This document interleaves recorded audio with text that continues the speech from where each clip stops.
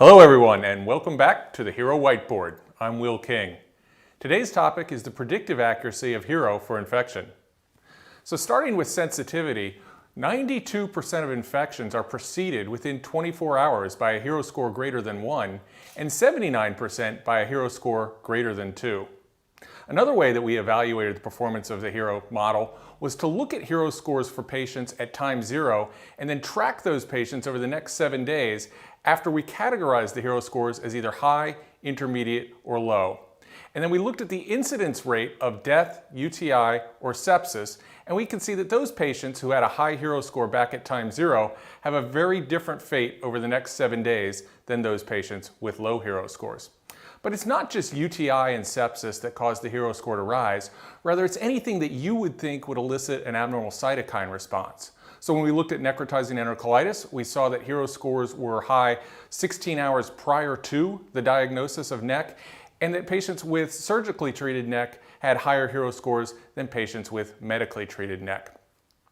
Now, any of these metrics of HeRO performance are highly dependent upon the definitions of positive and negative. So in the next study, we looked at altering definitions of positive and negative and their effect on metrics of performance. And for example, we see that just by changing those definitions, sensitivity was altered from 45 to over 60%, and positive predictive value was altered from around 5 to around 35%.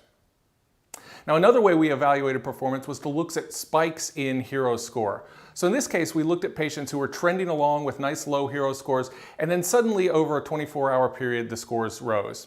Well, it turned out that 53% of those spikes in HeRO scores were associated with suspected or proven infection.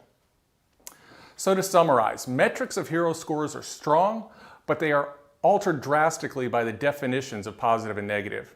And HeRO responds to inflammatory events such that a rising HeRO score indicates patient deterioration with a significant risk of infection. But the implications of these metrics to clinical care and outcomes were not clear. We didn't know what sensitivity would lead to improved timing of treatment or what negative predictive value would cause better antibiotic stewardship. So clearly, a randomized control was needed, and that'll be the subject for our next session. As always, references are available on our website at www.heroscore.com/HeRO-publications. Thanks for watching this series on HeRO monitoring. Make sure to like and subscribe to ensure you don't miss future content as it's released. And we want to hear back from you. Please leave comments below or send me feedback directly by email at wking@heroscore.com. Thanks for joining us, and we'll see you next time at the HeRO Whiteboard.